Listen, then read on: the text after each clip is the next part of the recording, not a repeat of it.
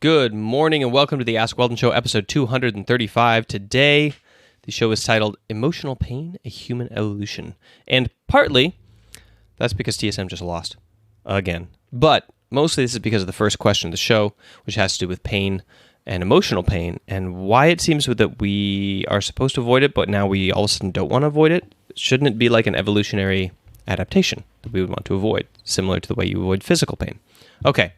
So that's one of the things we're going to tackle today on the Ask Weldon Show. My name is Weldon. This is the show where you ask me questions based on sport and exercise psychology or peak performance, and I answer them from my background as a sports psychology trainer, as a sports scientist, or as a professional esport coach, specifically in League of Legends. But feel free to dive in with any other question. You can ask a question on the show by going to anchor.fm/Weldon Green.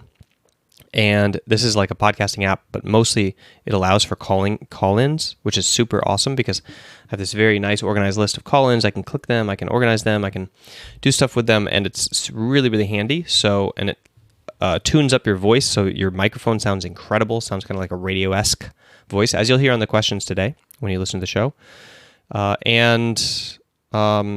Yeah, it's just overall like a pretty cool app. So it's not a sponsor or anything. It's just simply the thing that I use to get your questions.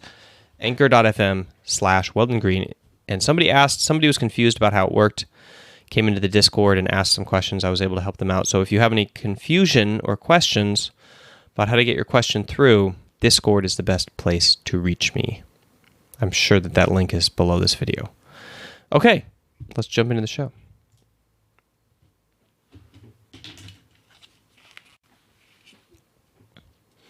Okay, first question today is from John, Golden Voice Boy.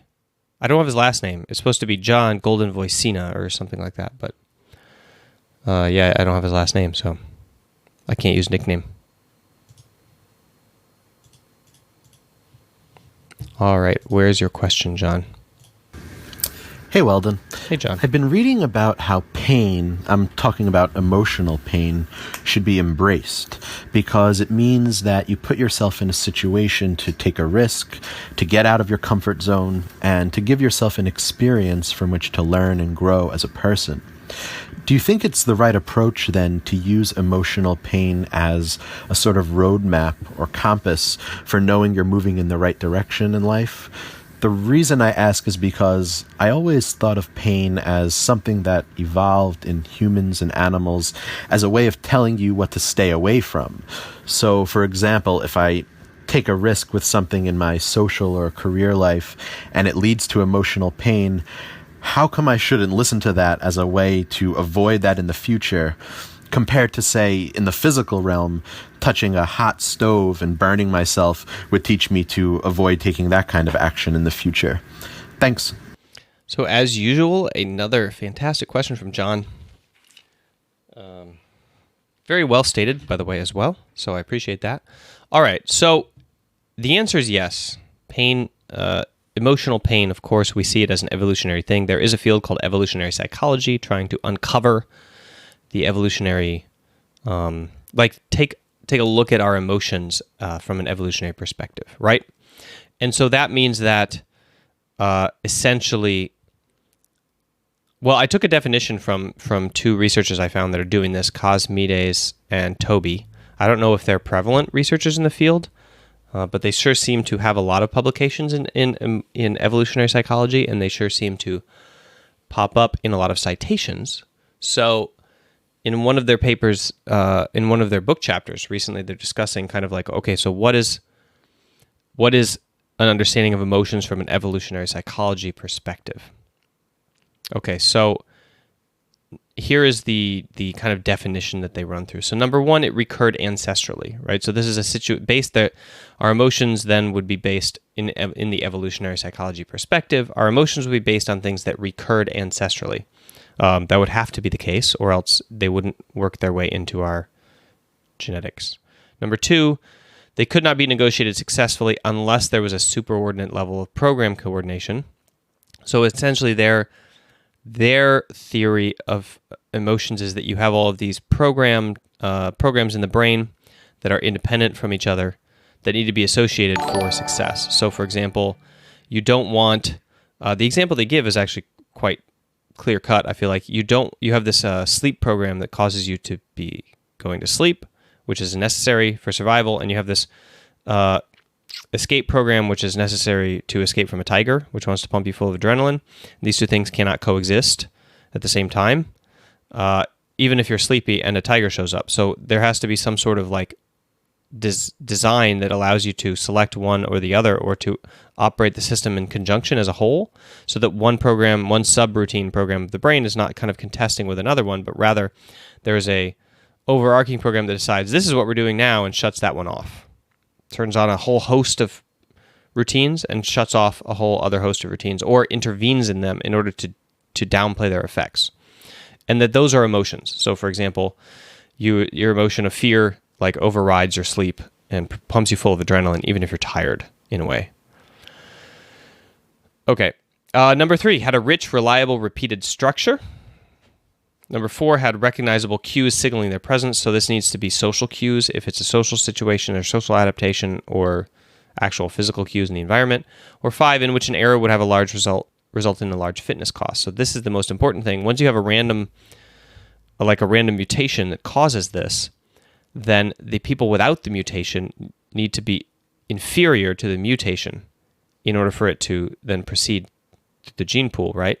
So you need to have a large fitness gain for this mutation, which means that people who don't do it now, or don't do it once it becomes dominant, have a large fitness loss, which then weeds out those genetics, so that it becomes a standard part of evolution. So fitness means that basically reproducibility or your own death.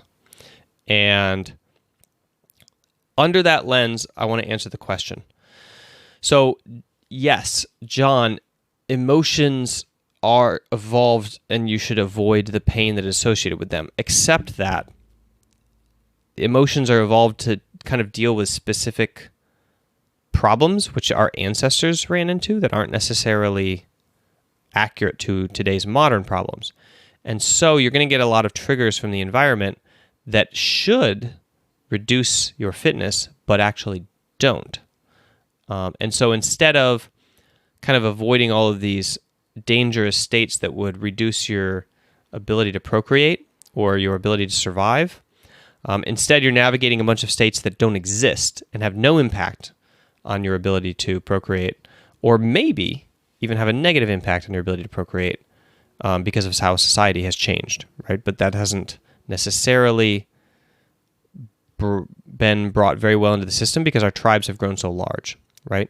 Whereas it used to be you would be in a small village and all of the women in the village or the men in the village would know kind of like what happened to you in your history. Nowadays, you can meet people on the internet, and so you can find a mate kind of regardless of like what embarrassing thing you did in class, I would say. All right, so given that situation, how is it that you decide which emotional cues that you should ignore and which ones that you should follow? And I think that probably the best way to look at it is to say, I want to, as a human, be always in a rational state of mind. So the ability to make a decision independent of emotions in all states. So if your answer is, I don't know, which might be the case, right? Because your life is very complex and my life is really complex, and I can't tell you which emotions you should ignore and fight against, and which emotions that you should listen to as warning signs for how to behave in public, because it will improve your chances. So what I would say is you should develop the capability or the mental strength to act in service to your values and not to obey your emotions under all contexts. That's the whole idea behind Buddhism, right? You're trying to become this like Super Saiyan person who can have all of these emotional contexts and either control their emotions in a specific way, such as like increasing their compassion at all costs, or like not give in to their emotions, which is the most important part, and then they can make a decision that is best for the 2 people involved or the 4 people involved, or the best decision in that kind of situation. So the main idea being that we should be able, as humans with our intellect, to be able to choose what is the best course nowadays, and Therefore, emotions have outlived their usefulness, in a way. Okay, so what is the practical advice for everyday living? Because in reality, you don't have time to go become an ascetic monk and control all of your emotions and increase your compassion. The practical advice is that, generally speaking, it's a good idea to lean into emotional pain as a way of stretching and growing yourself, even if it involves failure, because our failure subroutine is the one that is the most inhibiting for today's society. That's the one that the blog articles are probably talking about that you're reading, where like you would lose face, and then the failure would cause you to look like a failure in the group, except that nowadays we are aware that like you grow a lot more in terms of your like capabilities at making brave decisions if you don't care so much about your face and you don't lose as much face as you should necessarily in today's society because of the whole tribal thing I was talking about. Maybe some other reason. I don't know. Maybe we've changed as humans. But anyway, it's better to be able to be a person who can take risks and who can kind of like put themselves out there and go up on stage and deliver the performance than it is to be the person who is too afraid to do that. The reason being that your like performance goes up. Your performance in the workplace, your performance in life, your performance in hobbies and in places like that. So I think that essentially it's the failure, the kind of whole like losing face one that I think that most blogs would be talking about as the thing that you lean into that emotional pain. And the ones that you should pay attention to probably involve, compassion and a lot of the things that we think of as the healthier emotions, like compassion and empathy and sympathy, and the ones that that are telling us to kind of open our brains and our hearts and our understanding of other people. Those are the ones that you should kind of like listen to. And then once you're in a relationship, there's a whole host of things to navigate there, which I'll leave up to you. But one of the most dangerous ones that I've encountered repeatedly is the one that is like protecting yourself, right? Where I don't really know why this is evolutionary at all, but it seems to me that the biggest emotion that I have to fight and that most people have to fight in their relationships is the one that says to take care of yourself and that it's the other person's fault.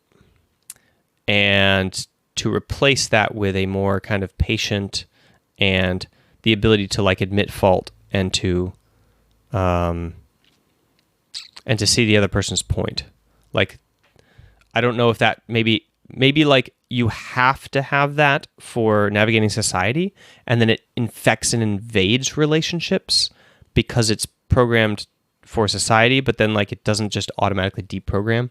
It's kind of like the problem we have with female hips, which is that they aren't actually wide enough to allow babies to come out, but they couldn't really be any wider and still allow males to walk around because like there can only be like a certain biological difference between the sexes. Like you can only have like a kind of a maximum amount of change that and still have the same gene code, right, between male and female. So we had to evolve hips that were like kind of suitable for running and for walking, but then suitable also for birth. So we had a hedge, like we have to get narrower ones than are suitable for like delivering babies, which is why babies have to go through this really convoluted, insane twist kind of mechanism move to get even out of female hips. And at the same time, like we have, generally speaking, hips that are a little bit too biomechanically wide for perfect, what you would say is perfect running, but we kind of had to go that direction in order to try to procreate larger brained children,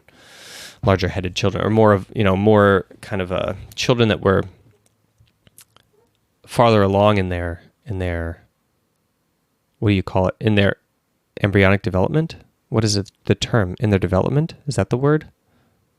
I'm trying to think of the word that means like what's happening when you're an embryo. Anyway, children that don't have to go crawl into the little like pouch, and finish their gestation. Their gestation, that's it. Farther along in their gestation. So Yeah, so anyway, that kind of went far afield, but what I was talking about was that I think that you have bleed over. So we have these sets of emotions that are designed to navigate society, and they have to be evolved to navigate human-to-human relationships there, but they aren't necessarily set up for maybe how you would relate to your parents or how you would relate to your spouse. Even though these are incredibly important, like relationships, they're not as important as the relationship of finding a mate in terms of procreation, right? And even then, it's, you can see kind of how that works out, I think. So I'm not going to go into the details, but thanks for the question. And I'm sorry that I babbled for so long on it. I did a little bit of reading to prep for it and wanted to share my basic understanding of how it is that the field sees the theories. But like I said, I only read a couple theoretical frameworks, and I'm giving you the parsed idea based on these 5 kind of rules about evolutionary psychology from Cosmides and Toby, or maybe this taxonomy of evolutionary psychology. But that's what the field is, and it sounds like an interesting field. And now I'm going to look into it more. Problem being, I'm more interested in how to overcome these things in the modern world, less interested in identifying where they come from. And I think evolutionary psychology is mainly based on uncovering, just like evolutionary biology, uncovering the history of where these things came from, which is interesting and an important question, and one we need to answer to move forward, but not one that I want to spend time researching and answering. Okay, let's dive into question number 2. Hey Weldon, I'm currently in Module 4 of MAC and have been incorporating mindfulness meditation in my day-to-day life. I've been wondering, are there any benefits to directing my focus myself compared to listening to an audio to guide my mindfulness meditation? Thank you. All right, short, succinct, quick to answer. Yes, there are benefits to guiding yourself. Those are that you become independent of the recording and you start getting the idea of how it is to be mindful kind of everywhere and to integrate it into other things. So once you're doing mindfulness off of the guided meditation, then you can start doing also experimenting and dabbling with being mindful in different situations, such as when you're in sport, when you're at work, when you're at the gym, when you're lifting, when you're writing, whatever. And you can kind of adapt the program to fit the activity. And you can also lean a lot more towards open monitoring is what I would suggest for you. Open monitoring being the kind of step that most often happens after you do a lot of breath-focused mindfulness. Open monitoring is when you just allow thoughts to kind of go along, but your focus is not on the breath, it's on the paying attention to all of the thoughts. So it's kind of like you want to have this meta-awareness where you step outside your brain and you're observing everything you think and everything you feel. And that's kind of the typical mindfulness you would expect to see in like a high-performance setting or kind of in a lot of different activities, the kind that you need to use. So I would recommend experimenting with that. And yeah, the benefit is mostly like ease of use and the amount of meditation you can actually fit into your life increases a lot if you can just do it on yourself and do it everywhere. But it's a bit like yoga in that they'll always recommend, being meditation gurus, will always recommend that you have a teacher who you do check in with and who does instruct you, even if it's like an online app that's a teacher. And that is something that I don't know if it's true or not. I've been doing yoga a lot now, like 4 years without a teacher. Certainly, I bet that I would progress faster and that I would be like making less mistakes with a teacher. But I pay a lot of attention to my body, so hopefully I'm not making too many mistakes. For meditation, Andy Puddicombe was my instructor, basically, Headspace. And, the Dalai Lama had teachers, meditation, and still does. So, he goes and consults with people who are, supposedly above him in terms of their meditative achievements. So it's something, if it's something that some of the best people in the world are still doing, pursuing teaching or pursuing instruction or teachers, I guess it makes sense to do it, right? So there is that aspect of it as well. You shouldn't just go off on your own and never check in, more or less. Okay, last question. Oh, before we jump into the last question, you should check out the MAC program that Maximilian was talking about. Like hiding behind my banner here. Anyway, this is my online training program. It's 50 videos online. It's the MAC program, which is a mindfulness acceptance commitment training program. Mindfulness-based performance enhancement, essentially, and I've used it with a number of different pro teams. It's the main go-to program that I have, and in order to kind of disseminate it into the world, I put it as videos online, which you can purchase access to, and then you have them, and you can work through it. It's supposed to be 7 weeks, 7 days a week, so it's 49 modules, and I'm currently converting it into an app, and so everybody who's in the program will just get shifted over to the app as the beta users once it comes out, and this program will be relegated to the mists of time, and everybody will start using that one grandfathered in, and then we will shift to the app. So that's kind of coming in the next few months, but for now, it's just online videos, not an app-like experience. And you can check it out, mindgames.gg/MAC. Use the code AskWeldon. Use the code AskWeldon to get a $5 discount and to show that you come from this media channel. So that's how I'm kind of tracking where people are interested in it from. Okay, last question of the show. Hello, Weldon. I've been highly motivated to practice and think about my esport of choice on a daily basis. I love my game and can't imagine my life without it. However, I think it's been getting intrusive to other aspects of my life. For example, I haven't been studying hard to get good grades in school. Before, I used to work decently hard on assignments before esports was a big part of my life, but now my motivation to study has gone significantly lower than before. I know if I keep this up, my grades will not be pretty in the long term, and I'm wondering how to keep a sort of balance between keeping my motivation for my esport and still maintain discipline for school. I know I'm capable of getting good grades, but I have a hard time focusing on it. Thanks, Weldon. Okay, John, thank you for the question. So, the first thing that I want to talk about related to this question is the term motivation.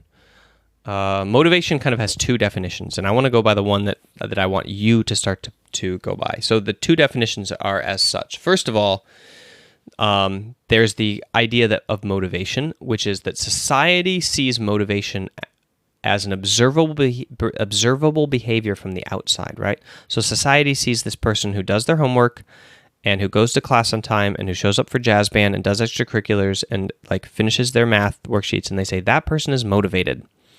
And why do they say that? They say that because they're doing the thing that society expects them to do in a disciplined way.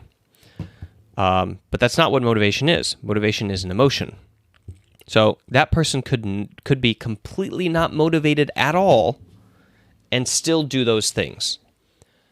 Okay, that's just discipline. So discipline is just action in the absence of motivation, you would say. So you don't have any motivational emotion at all, but you still show up to school and do your homework and you show up for jazz band and you try hard and you focus hard and you pass your tests, right?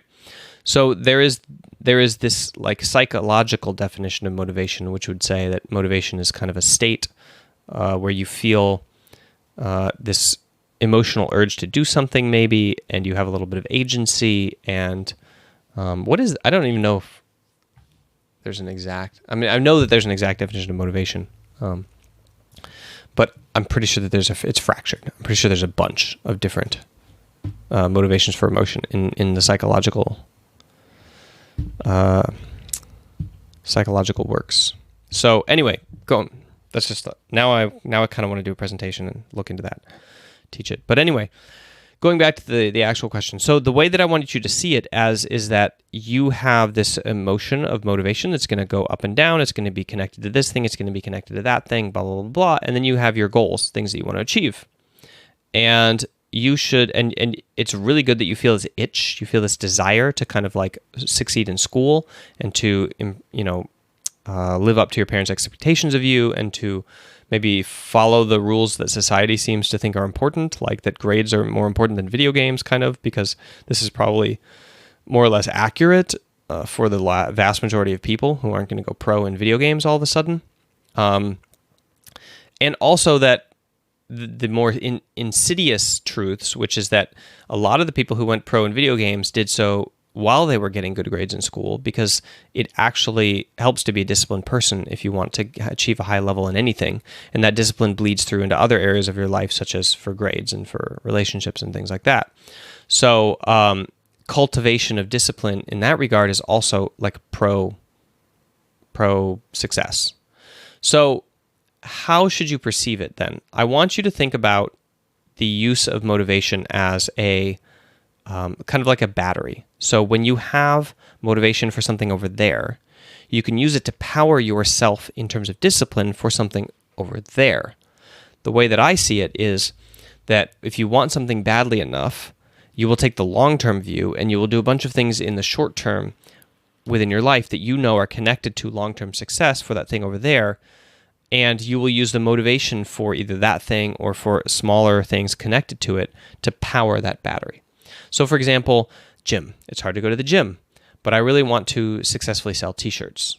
No, let's say I want to like have money to renovate my house. And one of the ways I want to do that is by selling t-shirts because I don't like working a job. So I'm super motivated to do that. So in order to sell t-shirts, I need to have abs because that is useful for selling t-shirts. So now, although I'm motivated to sell t-shirts, I'm using that motivation as a battery and I'm disciplining myself to go to the gym because I want to have abs so that I can do that thing over there. So you would say like, well, okay, I want to do esport and do competitive esport. There's a long-term, right? If you take the long-term view, there's a lot of ways that's going to play out. Maybe you become a pro. Maybe you become a coach. Maybe you become an analyst. Maybe you become an amateur coach of a youth team. Maybe you start a team eventually. Maybe you work for a team as a business developer. Maybe you work for a team as an engineer. Maybe you work for a team or a publisher later in life as a designer or an asset media person. I don't know. There's all sorts of ways that this could play out in your life. So you're focused on the esport realm, right?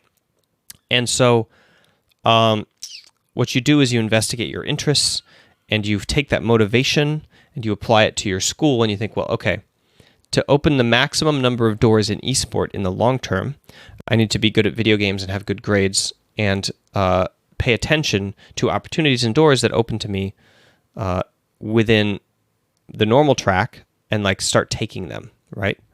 But then you also realize that, of course, as everybody does, that more doors open for you, the more successful you are at the standard track in life. So you're thinking, okay, in order to have the maximum opportunities in esport, I need to have the maximum opportunities in life in general.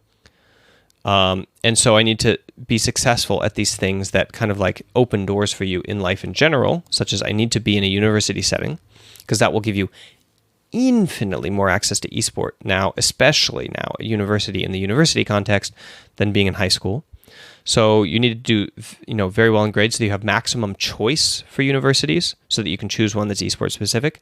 You need to have like very good grades and a good marketable like high school career so that you can have maximum funding from universities so that you can get like not only into a good one, but kind of like not have to worry so much about money. So you can get scholarships. And then that will enable you to have maximum opportunity to open doors in esport at that university and to choose the one that will give you the most doors for esport kind of at the university due to your discipline there. So you kind of see how the motivation for that thing, you can use it as a battery and apply it to actions that have nothing to do with your original, like with just like blindingly spamming games online to kind of get good at video games, right?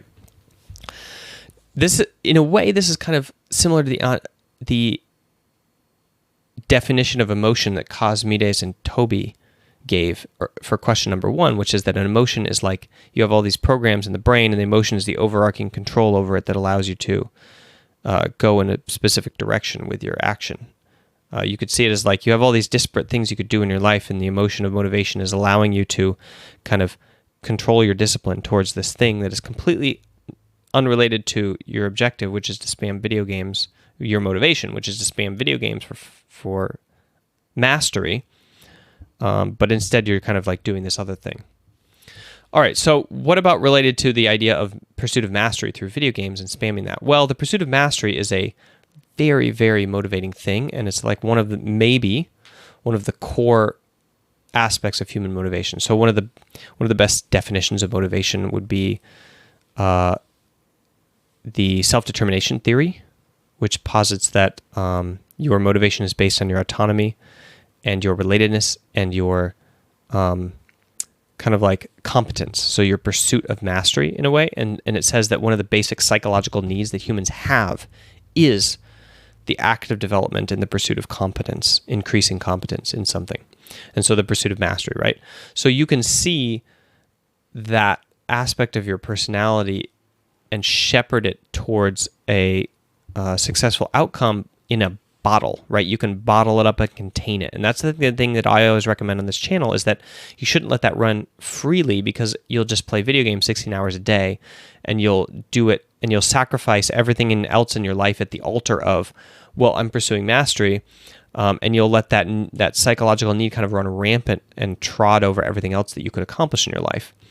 But if you bottle it up and you say, for these 2 hours or these 4 hours, I'm going to incredibly effectively pursue mastery in this esport or in this video game, what actually happens is you start to study the art of pursuing mastery and the art of development within those 2 hours, and you start to optimize it, because you realize, okay, your mind's like, all right, I only have 2 hours or 4 hours that I've given myself to play this video game and to get better at it, so I better make the best use of these 2 hours. And you try to make use of that time, and you actually inversely learn way more about development and about mastery and about pursuing optimization within the game than you do if you spread out your effort over 16 hours, which makes your brain super lazy, and you just kind of equate time spent with getting good, which is not the case. So I recommend taking that competence building urge and bottling it up and tightening down the ends and the beginnings, and like using it as a way to motivate yourself to then improve your mastery building. All right. That's the answer, and I hope it was helpful, John, and thank you for tuning in to the show. Everybody who's here, make sure to check out the show daily live, 7:30 p.m. Los Angeles time, on my Amazon streaming channel, Amazon company-owned streaming channel, which I'm not going to say the word of because I don't want to get picked up by YouTube. Mind Games Weldon is the channel name, and you can also check out the Mac program, which I advertised earlier. Use the code AskWeldon. I will see you, as always, tomorrow.